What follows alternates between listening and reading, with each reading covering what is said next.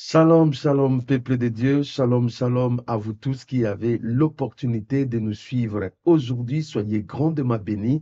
Voici le jour que le Seigneur a fait, qu'il soit pour nous un sujet de joie et d'allégresse. Nous vous bénissons dans ces jours du dimanche 16 juillet 2023. Que la paix de notre Seigneur et Sauveur Jésus-Christ soit votre partage, soit les partages de votre famille. Je sais que vous êtes là si nombreux de nous suivre partout à travers le monde et nous sommes dans la joie, frères bien-aimés dans le Seigneur, parce que le Seigneur est là. Le thème de notre exhortation, enseignement du jour est tout simplement laisser croître ensemble.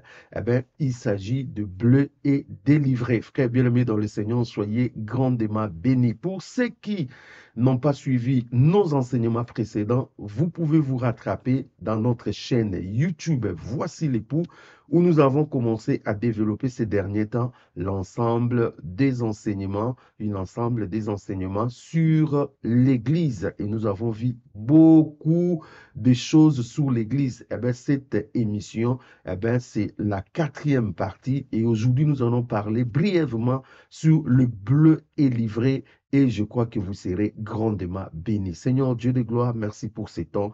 Nous nous recommandons entre tes mains. Nous prions que tu nous assistes, que tu nous parles. Nous prions que tu nous fasses du bien par ta parole. Bénis ces instants. Nous nous recommandons entre tes mains, que tu sois au contrôle de toutes choses. Au nom puissant de Jésus-Christ, nous avons ainsi prié. Amen. Frères bien-aimés dans le Seigneur, soyez grandement bénis. Pour ceux qui ne sont pas encore abonnés, nous vous prions de vous abonner dans notre chaîne YouTube Voici l'époux, pour que vous soyez toujours au courant, vous puissiez toujours bénéficier des nouveaux enseignements que nous mettons en ligne. Pour ceux qui sont déjà abonnés, nous vous prions de partager ces enseignements avec d'autres personnes pour que personne ne se prive de la grâce de Dieu. Soyez grandement bénis. Frères bien-aimés dans le Seigneur, nous sommes en train de parler de l'Église. Et là, je suis en train de parler maintenant de l'Église dans sa dimension physique, parce que nous avons vu plusieurs dimensions de l'Église, l'Église comme corps de Christ, cette Église que nous ne pouvons pas voir à l'œil nu, cette Église que personne ne peut tricher, cette Église qui est composée de l'ensemble des gens qui ont accepté le Seigneur Jésus-Christ dans leur vie, qui sont passés par la nouvelle naissance et qui constitue le corps dont le Seigneur lui-même est la tête. Cette Église, c'est le Seigneur qui connaît. On ne sait pas dire que tel est dans cette Église, tel est dans cette Église. Il faut que le Saint-Esprit rende témoignage dans votre esprit que vous êtes réellement un enfant de Dieu. Donc, frères bien-aimés dans le Seigneur, dans cette dimension spirituelle de l'Église, eh bien, c'est difficile de comprendre qui est qui. Mais ici, nous sommes en train de parler de l'Église dans sa dimension physique. Dans sa dimension physique, eh bien, ce sont des personnes que nous voyons réellement. Et nous sommes avec eux dans des assemblées. Les assemblées, c'est en fait des réunions de prière de l'Église, des réunions où des frères et sœurs se réunissent. Nous avons dit, lorsqu'ils se réunissent, c'est pour les enseignements, c'est pour partager la communion fraternelle, la fraction du pain et puis la prière. Ça, c'est le but qui fait à ce que les enfants de Dieu se réunissent dans une assemblée des prières, vous voyez, dans une assemblée de l'Église. Frères bien-aimés dans le Seigneur, là, nous sommes en train maintenant de parler de la dimension physique. La dimension physique, je vous ai expliqué, c'est l'Église dans une ville où on peut parler de l'église de Thyatire, l'église d'Éphèse, l'église de Pergame, l'église de France, l'église du Congo, l'église de New York, l'église de Burkina Faso, l'église d'État. Ça, c'est dans une dimension locale où l'église prend le nom de la ville. Et dans cette dimension physique locale de l'église, c'est là où il y a des assemblées et c'est là où il y a des frères et sœurs, nous côtoyons. Mais malheureusement, c'est là où il y a mon enseignement, c'est que dans cette dimension locale, il y a aussi des faux qui sont au milieu de nous, qui ne sont pas forcément des enfants de Dieu, mais ils sont là au milieu de nous. Eh bien, c'est ça notre enseignement d'aujourd'hui. Dans la dimension physique de l'Église, l'Église n'est pas seulement composée de vrais, il y a aussi de faux qui sont là au milieu de nous. Alors, nous allons voir pourquoi des faux sont là, quel est leur but, qu'est-ce qu'ils font et comment est-ce que nous allons nous débarrasser des faux bien-aimés dans le Seigneur. Donc, je suis avec vous dans Matthieu au chapitre 13. Matthieu au chapitre 13. Nous allons lire avec vous à partir du verset 24. Alors, je lis au nom de notre Seigneur Sauveur Jésus-Christ. La Bible dit, dans Matthieu 13, à partir du verset 24, il leur proposant une autre parabole et il dit, le royaume des cieux est semblable à un homme qui a sémé une bonne sémence dans son champ. Mais pendant que les gens dormaient, son ennemi vint, s'aima délivré parmi le blé et s'en alla. Lorsque l'herbe y poussait et donnait du fruit, livré parut aussi. Les serviteurs du maître de la maison vinrent lui dire, Seigneur, n'as-tu pas sémé une bonne sémence dans ton champ? D'où vient donc qu'il y a des livrets? Il leur répondit, c'est un ennemi qui a fait cela. Et les serviteurs lui dirent, veux-tu que nous allions l'arracher? Non, dit-il, de peur qu'en arrachant l'ivraie, vous ne déracinez en même temps le blé. Laissez croître ensemble l'un et l'autre jusqu'à la moisson. Et à l'époque de la moisson, je dirai au moissonneur, arrachez d'abord l'ivraie et liez-la en gerbe pour la brûler, mais amassez le blé dans mon grenier. Frère bien-aimé dans le Seigneur, c'est une parabole qui nous est donnée et nous pouvons examiner cette parabole. Cette parabole reflète exactement l'Église dans sa dimension physique. Qu'est-ce qui se passe? La Bible dit, il a proposé cette parabole où un maître qui avait son champ, c'est son champ. Vous voyez, frère bien-aimé dans le Seigneur. Et il alla s'aimer le bleu qui est la bonne sémence. Et la Bible nous dit clairement que le maître a sémé, cet homme-là, il a sémé la bonne sémence dans son champ. Dieu ne sème jamais l'ivraie. Dieu ne sème jamais la mauvaise sémence. Dieu, il sème toujours la bonne sémence. Et il les sème où? Il les sème dans son champ. Frère, nous sommes le champ de Dieu. Vous voyez, frère bien-aimé dans le Seigneur, nous sommes la sémence de Dieu. Frère bien-aimé, tout ce que Dieu fait, il se rassure d'abord que c'est quelque chose qui lui appartient. Il a son champ. Il a ses sémences à lui. Vous voyez sa sémence à lui, frère bien-aimé dans le Seigneur. Donc ici, nous voyons que Dieu va s'aimer la bonne sémence, frère bien-aimé. Et la bonne sémence est assimilée au blé, bien-aimé dans le Seigneur, au blé. Vous voyez, nous, en tant qu'enfants de Dieu, nous sommes des blés. Vous voyez, frère bien-aimé, et Dieu nous a sémés dans son royaume. Dieu nous a sémés dans son église. Dieu nous a sémés pour sa gloire. Nous sommes la bonne sémence. Il faut que tu dises toujours dans ton esprit, je suis la bonne sémence, je suis sémé dans le champ de Dieu, je suis sémé dans le royaume de Dieu, je suis sémé pour éclater la gloire de Dieu, je suis sémé pour faire la joie de mon Dieu, je suis sémé pour que Dieu se manifeste encore au-delà, au frère bien-aimé dans le Seigneur, la bonne sémence. Vous êtes la bonne sémence, vous qui avez accepté le Seigneur Jésus-Christ dans votre vie comme votre Seigneur et Sauveur.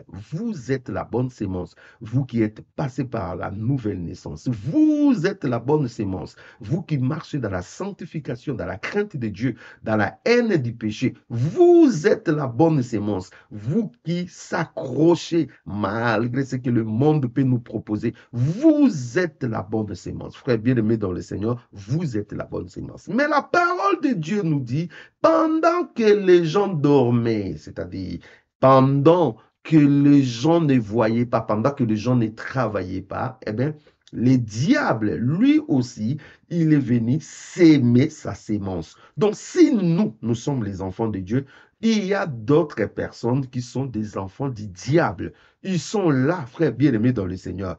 Et où est-ce que le diable est venu s'aimer? Le diable est venu s'aimer pas dans le monde, pas dans la politique, pas dans la musique. Il est venu s'aimer là où il y a les enfants de Dieu. C'est là où il vient aussi avec sa sémence. Cela veut dire, dans l'église spirituelle que j'appelle les corps de Christ, le diable ne peut pas introduire une mauvaise sémence là-bas. Parce que là, c'est le corps de Christ, dont Christ lui-même est la tête. Là, il n'y a que de vrais. Là où il n'y a que de personnes qui ont fait l'expérience avec le Seigneur. Mais dans la dimension physique de l'église physique, où nous voyons les gens dans leur visage, eh bien, le diable a réussi à s'aimer sa mauvaise sémence.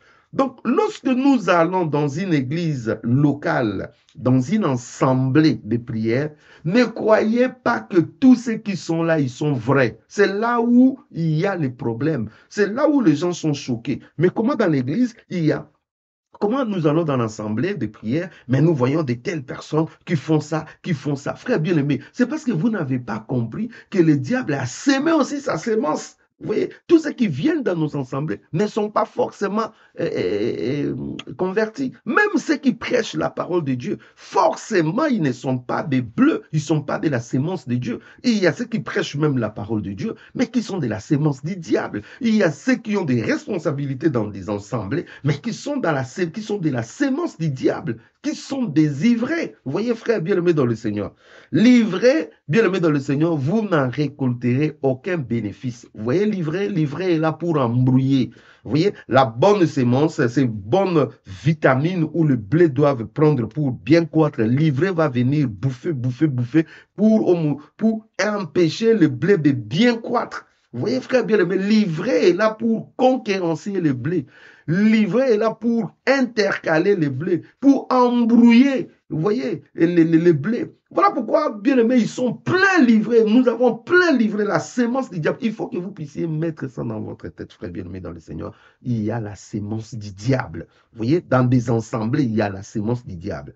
Donc, la Bible dit, Dieu dit, laissez-les croître ensemble parce que qu'est-ce qu'il voulait se faire? On voulait arracher l'ivraie. Mais le Seigneur dit, attention, attention, attention. Dès l'instant où l'ivraie est déjà sémé au milieu de vous, vous n'avez plus le droit de l'arracher comme ça. Parce que quand vous arrachez l'ivraie, vous allez déraciner beaucoup de gens. Voilà pourquoi, bien aimé dans le Seigneur, regardez dans des assemblées où les gens se sont efforcés d'arracher les gens des forces parce que ce sont des mauvaises personnes, tout. La plupart des blés aussi ont été arrachés, c'est-à-dire beaucoup de gens ont perdu aussi de la foi. Beaucoup de gens ont été aussi emportés dans des histoires. Vous voyez, ceux qui avaient des bonnes sémences, mais comme on n'a pas eu l'intelligence de gérer les choses, eh bien, qu'est-ce qui se passe? Qu'est-ce qu'ils vont se faire? Eh bien, nous allons essayer d'arracher même d'autres personnes qui n'étaient pas des ivraies, qui étaient des blés, mais comme c'était des racines faibles, des personnes qu'on devait encore plus affermir, on les a arrachées en voulant arracher l'ivraie. Voilà pourquoi le Seigneur dit non, laissez-les croître ensemble. Il y aura un moment. C'est quoi les moments? Eh bien, les deux doivent croître ensemble, c'est-à-dire tant que l'église locale là existera, tant que les assemblées de l'église physiquement existera, il y aura toujours des blés avec nous. Frère bien-aimé dans le Seigneur, je ne sais pas si quelqu'un comprend. J'ai dit, tant que les assemblées vont exister physiquement, il y aura toujours le blé livré avec nous. Livré continuera toujours d'exister. Livré sera toujours là. Jusqu'au verset 30, laissez croître ensemble l'un et l'autre jusqu'à la moisson. C'est à la moisson que maintenant le Seigneur va envoyer ses moissonneurs. Eh bien, qu'est-ce qu'ils vont faire? Ils vont arracher les livrets et ils vont les lier pour les jeter au feu. Ça, c'est lorsque nous parlons du jugement dernier. Vous voyez, livrer ceux qui n'avaient pas comme centre d'intérêt Jésus. Ceux qui étaient là dans les assemblées pour embrouiller les gens au lieu de se convertir, eh bien, ils seront liés, jetés comme tous les païens. Vous voyez, livrés, c'est les païens qui se présentent dans l'église, dans les assemblées, mais ce sont des païens. Ils seront liés, jetés comme tous les païens pour le feu éternel. Vous voyez, frère bien-aimé, tandis que le blé va entrer dans les greniers du maître, c'est-à-dire dans la joie du maître, dans le royaume du maître. Vous voyez, nous n'avons pas la même destination. Le bleu et l'ivraie n'ont pas la même destination. L'ivraie a pour destination le feu éternel. Le bleu a pour destination les greniers de Dieu, c'est-à-dire le royaume de Dieu, la présence de Dieu. Vous voyez, frère bien-aimé, on n'a pas la même destination. Nous n'avons pas la même nature. L'ivraie, c'est une sémence de Satan. Le bleu, c'est une sémence de notre Dieu. Nous n'avons pas la même nature. Nous n'avons pas non plus le même fonctionnement. L'ivraie va produire tout ce qui est de la chair, tandis que le blé va produire tout ce qui est de l'esprit. Vous voyez, frère bien-aimé, nous n'avons pas le même centre d'intérêt. L'ivraie va travailler pour le royaume de Satan, tandis que le blé va travailler pour le royaume du Père, le royaume éternel. Vous voyez, frère bien-aimé dans le Seigneur. Donc, frère bien-aimé, nous sommes diamétralement opposés entre le blé et l'ivraie. En fait, il n'y a pas photo. Frère bien-aimé dans le Seigneur, j'aimerais nous dire une chose. La fin sera que l'ivraie sera jetée. Voilà pourquoi, frère bien-aimé dans le Seigneur, nous devons comprendre que là, nous sommes au milieu là où nous sommes ensemble pour adorer le Seigneur, au milieu de nous, il y a Satan qui a introduit. Mais comment est-ce que l'ivraie est au milieu de nous? Vous pouvez lire ça dans Jude au chapitre 1, le verset 4. Vous pouvez lire ça aussi dans Galates au chapitre 2, le verset 4. Je parle de Jude au chapitre 1, le verset 4, et je parle de Galates au chapitre 2, le verset 4. Regarde ce qui est écrit. On dit ceci. L'ivraie là, en réalité, ce sont des hommes qui se sont fictivement introduits et glissés parmi nous. Vous pouvez lire ça dans Jude au chapitre 1, le verset 4, dans Galates au chapitre 2, le verset 4. Le mot qui est utilisé, c'est fictivement, la fictivité. Aujourd'hui, lorsqu'on fait des avions de chasse, on dit toujours le meilleur avion de chasse, le meilleur avion de combat doit être fictif, c'est-à-dire pas détecté par l'ennemi. Donc, pas détecté par des radars adverses. Donc, cet avion peut passer au milieu de vous. Cet avion peut entrer dans votre zone de défense sans pour autant se faire détecter. C'est en fait le même mot qui est utilisé dans la Bible. Fictivement. C'est-à-dire sans pour autant que vous puissiez vous rendre compte. Ces gens se sont introduits. Et la parole de Dieu ajoute encore un autre mot. Glisser, glisser. C'est-à-dire sans bruit, sans se faire remarquer. Eh bien, ces gens se sont glissés alors qu'ils ne sont pas des nôtres. Celui qui est des nôtres, il ne peut pas s'introduire fictivement. Celui qui est des nôtres, il ne peut pas se glisser. S'il y a des gens qui se sont introduits malinement, secrètement, qui se sont glissés, qui se sont fictivement introduits au milieu de nous, cela veut dire que ces hommes-là ne sont rien d'autre que la sémence du malin, la sémence de Satan.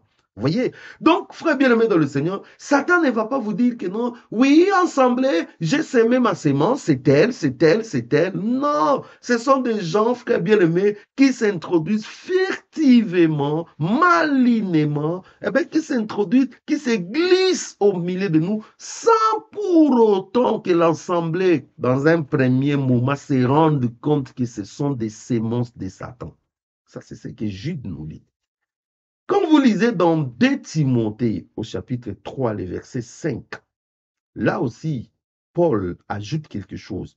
Il dit que ce sont des gens qui ont l'apparence de la piété, mais reniant ceux qui en font la force. Ils ont l'apparence de la piété. C'est-à-dire, ces gens qui se sont glissés au milieu de nous, qui se sont introduits fictivement au milieu de nous, ces gens bien-aimés dans le Seigneur, qui sont là au milieu de nous, ils ont l'apparence de la piété. Mais au fond, c'est des ivraies, ce n'est pas des blés. Je ne sais pas si vous comprenez. Ces gens-là, ils ont l'apparence de la piété, mais au fond ce sont des ivraies. Donc, quand vous le regardez comme ça, vous allez voir que c'est un blé. À l'extérieur, ça ressemble à un blé. Mais à l'intérieur, c'est l'ivraie. Donc, l'ivraie sur le plan extérieur, en fait, vous n'allez pas faire une grande distinction. Surtout dans nos assemblées. Sur le plan extérieur, vous regardez comme ça, vous dites, ouh, c'est un enfant de Dieu. Mais à l'intérieur, faites attention. C'est pour cela que la Bible dit, ils ont les habits d'agneau, mais à l'intérieur, ce sont des loups ravisseurs. Donc, frère bien-aimé dans le Seigneur, les ivraies dans les assemblées, ils ont l'apparence de la piété, mais au fond, régnant ce qui en fait la force, c'est-à-dire ils n'ont pas la foi, ils n'ont pas Jésus. Eh bien, ce sont des ivraies, ce sont des sémences de Satan. Et la Bible nous dit dans 2 Corinthiens 11, 13, et puis dans Philippiens 3D, vous pouvez lire ça à la maison, 2 Corinthiens 11, 13, et puis Philippiens 3D, la Bible dit que ces gens-là, ce sont des faux frères. C'est ça ce que la parole de Dieu nous dit. Des faux frères. Ça, c'est, bien aimé, c'est incroyable. Hein? La Bible taxe ces gens être des faux frères. Je ne sais pas, frère bien-aimé dans le Seigneur, ce que vous pouvez comprendre, mais ce sont des faux frères. La Bible dit encore des faux apôtres. La Bible dit encore des faux prophètes. La Bible dit encore des faux circoncis. Ça, c'est magnifique. Des faux circoncis. La Bible dit des mauvais ouvriers. La Bible dit des ouvriers trompeurs. La Bible dit des loups ravisseurs. En fait, regarde des qualifications qu'on fait à ces gens. Des faux prophètes, des faux apôtres, des faux frères, des faux circoncis, des mauvais ouvriers, des ouvriers trompeurs, des loups ravisseurs. Ça, c'est des qualificatifs que la Bible parle de ces gens. Donc, ces gens qui se sont introduits fictivement au milieu de nous, qui ont l'apparence de la piété, mais à l'intérieur, ce sont des blés, eh bien, ils sont au milieu de nous. Vous pouvez chanter avec eux, danser avec eux, vous pouvez faire tout ce que vous voulez avec eux, mais n'oubliez pas, ce sont des faux frères, ce sont des faux prophètes, ce sont des faux apôtres, ce sont des loups ravisseurs, de mauvais ouvriers, ce sont des ouvriers trompeurs. Maintenant, frère bien-aimé dans le Seigneur, il y a deux choses que le Seigneur nous donne. Comment reconnaître ces gens-là? Frère bien-aimé, il y a deux choses qui peuvent nous aider à reconnaître ces gens. D'abord, dans Matthieu au chapitre 7, les versets 16 à 20, Matthieu chapitre 7, 16 à 20, la Bible dit, vous les reconnaîtrez par leurs fruits. C'est-à-dire, comme ça, nous ne saurons pas reconnaître le faux. Mais lorsque ces gens vont commencer à parler, lorsque ces gens vont commencer à poser des actes, lorsque ces gens vont commencer à agir, c'est alors que le fruit qu'ils vont commencer à dégager vont montrer que ces fruits ne sont pas des fruits des enfants de Dieu.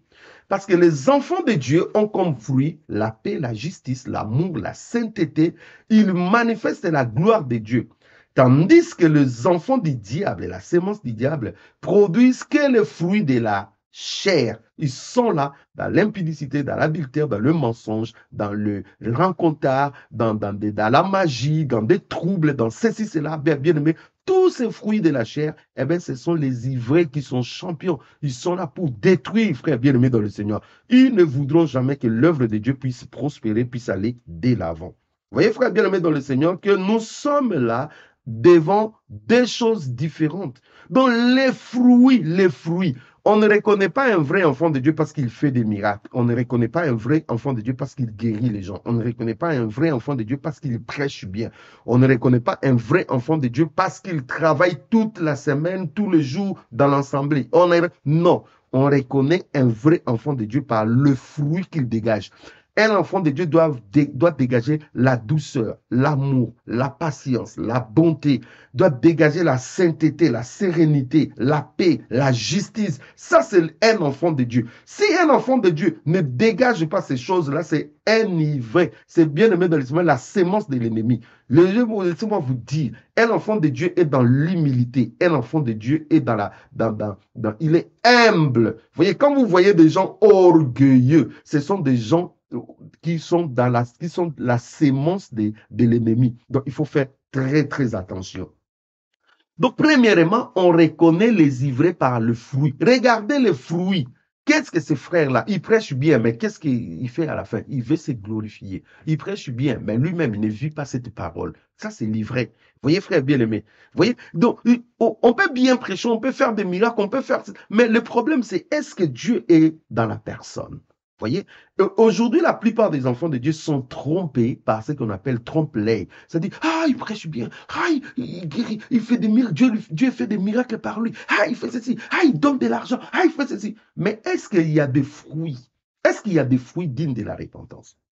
Deuxième chose, c'est ce qui nous est dit dans Psaume chapitre 1, le verset 5. La Bible dit, le pécheur ne résidera pas dans l'assemblée des justes.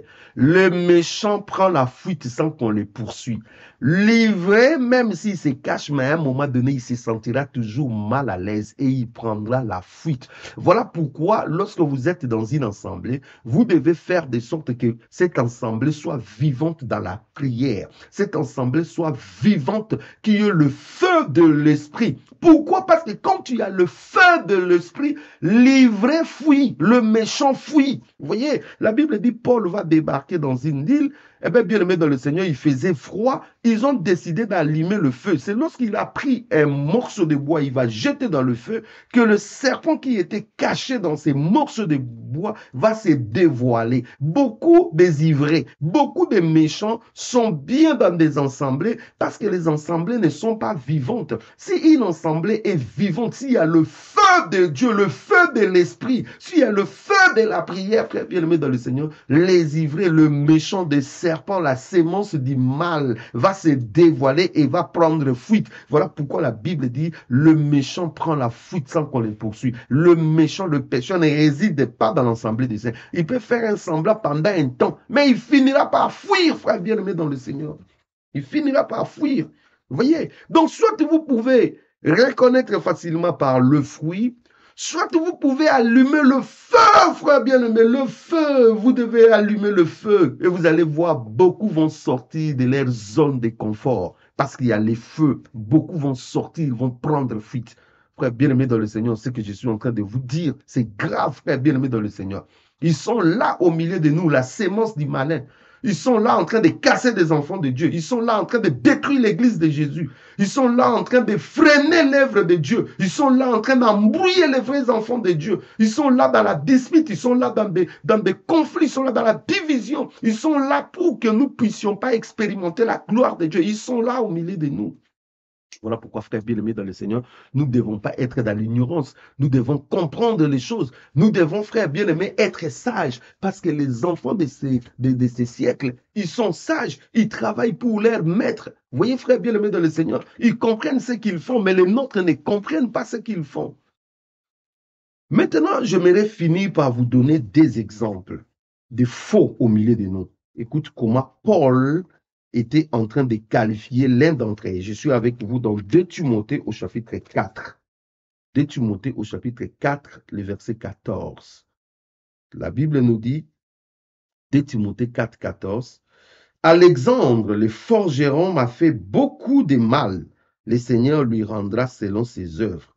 Garde-toi aussi de lui, car il s'est fortement opposé à nos paroles. Frère bien-aimé dans le Seigneur, Alexandre le forgeron est dans l'église. Est dans l'église, mais Alexandre le forgeron, c'est une sémence du malin. C'est une sémence du diable. Et Paul dit, cet homme nous a fait beaucoup de mal. C'est ça ce que l'ivraie fait. L'ivraie fait que du mal, frère bien-aimé. Quand vous avez livré dans l'assemblée, quand vous avez livré à côté, il passera le temps à faire du mal. Il passera du temps à détruire. Il passera du temps à vous ruiner, frère bien-aimé dans le Seigneur. La Bible nous dit, il dit, le Seigneur lui rendra selon ses œuvres. Là, ça sera quand le moissonneur, il sera lié, jeté dans le feu.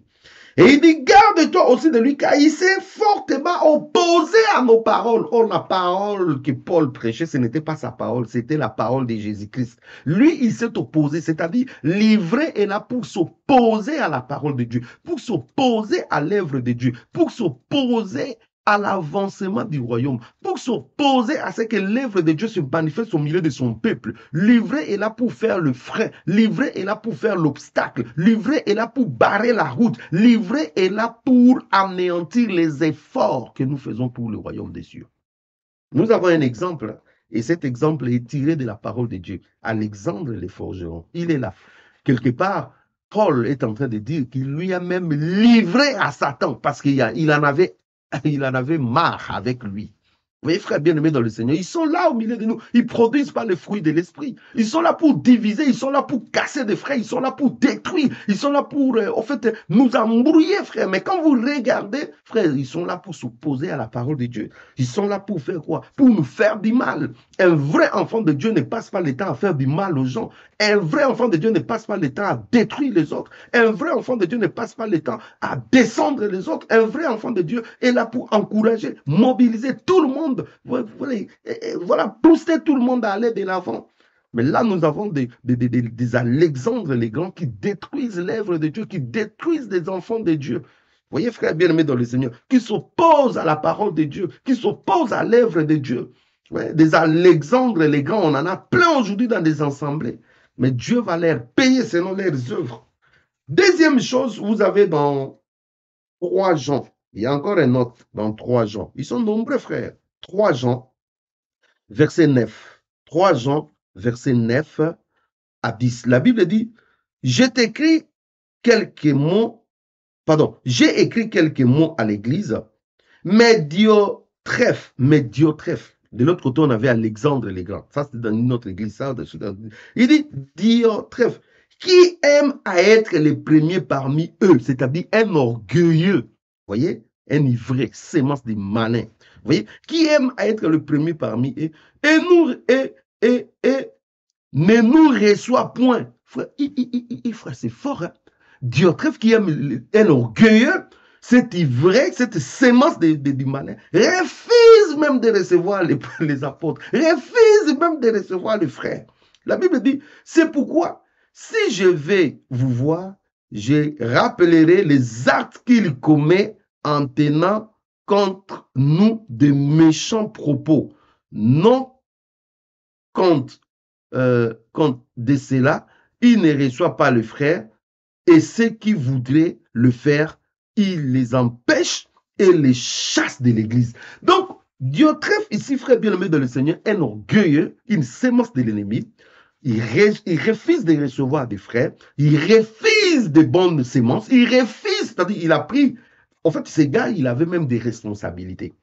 Au sein d'une assemblée, il avait des responsabilités. Il avait une influence terrible, mais il était la sémence de l'ennemi. Il était la sémence du mal.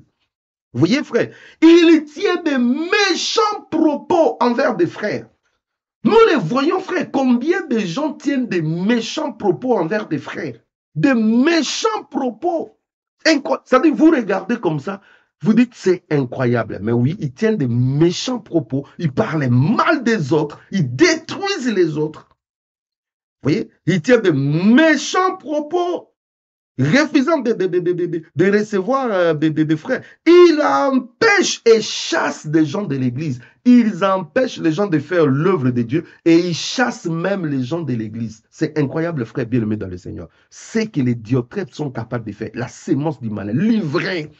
Empêcher les bonnes personnes qui ont la sémence de Dieu de travailler. Chasser de l'église. On peut chasser de l'église plusieurs façons. Quand vous rendez des faux témoignages contre des personnes, en réalité, qu'est-ce que vous voulez? Que cette personne soit rejetée. Donc, vous voulez lui chasser de l'église.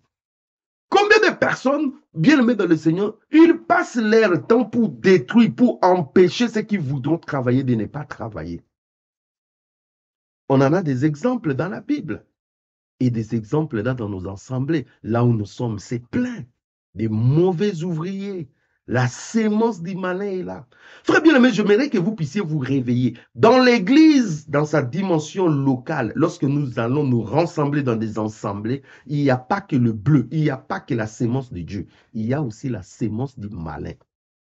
Et ces sémences du malin, d'autres ont même des responsabilités. Vous voyez? La Bible dit, dans les derniers jours, beaucoup de gens diront, n'avons-nous pas prophétisé en ton nom, n'avons-nous pas fait des miracles en ton nom? Dieu leur dira, je ne vous ai jamais connu. Le Seigneur leur dira, je ne vous ai jamais connu. Ce n'était pas sa sémence. C'était la sémence du malin qui se sont glissés au milieu de nous. C'était des faux qui étaient au milieu de nous. Faites attention, frère. C'est pour cela que personne ne doit te décourager parce que vous avez vu, il a un mauvais comportement, une mauvaise façon de faire des choses, vous êtes découragé. Non, je ne peux pas être découragé parce que je vois au milieu de moi, il y a des gens qui font mal des choses. Je comprends tout simplement que ce sont des gens qui ont la sémence du malin, des ivrés qui veulent combattre l'œuvre. Mais moi, je ne veux pas baisser mes bras. Frère bien-aimé, pourquoi vous voulez baisser les bras et laisser les ivrés prendre le devant? Le blé doit combattre l'ivraie comme l'ivraie aussi combat les blés. Yes, je dis ça. Donc, c'est-à-dire, je ne laisserai pas. C'est pour cela, Paul, quelque part, il a dit, nous les avons barré la route. Il faut barrer la route à l'ivraie, frère bien-aimé dans le Seigneur. Il faut barrer la route à ces enfants de la sémence du malin. Il faut barrer la route, frère bien-aimé dans le Seigneur. Nous n'allons pas nous laisser que l'église du Seigneur soit détruite, que l'église du Seigneur puisse tomber. Non, frère bien-aimé dans le Seigneur. Quand je parle de l'église, je parle des assemblées. Je parle de l'église dans sa dimension physique. Nous n'allons pas laisser au diable faire les bazars. Non, frère bien-aimé dans le Seigneur. Nous devons nous réveiller, frère. Nous devons avoir la conscience qu'au milieu de nous, il y a des faux. Au milieu de nous, il y a des faux. Même sur YouTube, vous allez, il y a des faux. Dans des assemblées, il y a des faux. Frère, il y a des faux, frère, bien-aimé dans le Seigneur. Tout celui qui ne veut pas construire, il détruit. Et celui qui détruit n'est pas de Dieu. Tout celui qui ne veut pas construire, il détruit. Et celui qui détruit, il est du diable. Nous devons construire par les enseignements, construire par les encouragements, construire en faisant éveiller le peuple, construire en faisant booster le peuple, en ramenant de l'avant. Voilà, frère bien-aimé dans le Seigneur, en étant aussi les modèles pour les troupeaux. Nous devons construire, frère bien-aimé dans le Seigneur. Que Dieu vous bénisse. Vous êtes maintenant avisés, vous êtes maintenant au courant. Il y a la mauvaise sémence au milieu de nous. Faites attention. Que Dieu vous bénisse, frère bien-aimé dans le Seigneur. Vous qui avez suivi cet enseignement, priez Dieu de vous ouvrir les yeux, qui vous pouvez travailler avec lui, qui vous pouvez écouter, qui vous pouvez fréquenter, c'est très important. Merci Seigneur pour ces enseignements qu'il nous donne. Je prie que cela puisse vous éveiller et vous rendre encore fort. Soyez bénis au nom puissant de Jésus. Seigneur, bénis ces temps que nous avons passés ensemble avec mes frères. Merci Seigneur pour cette parole qui est tombée dans leur cœur. Je prie que cette bonne sémence puisse les réveiller, puisse les mettre en garde et que nous puissions, ô Dieu de gloire, travailler comme travaille le blé, comme travaille le vrai enfant de Dieu pour les royaumes. Merci parce que tu nous donnes la conscience qu'en face de nous, il y a des faux qui se sont même glissés au milieu de nous. Mais Seigneur, nous voulons garder les regards vers toi, car nous savons que le méchant prend la fuite sans qu'on les poursuive. Merci pour tout ce que tu fais et tu continueras à faire au milieu de nous. Bénis mon frère, bénis ma sœur, au nom de Jésus. Amen.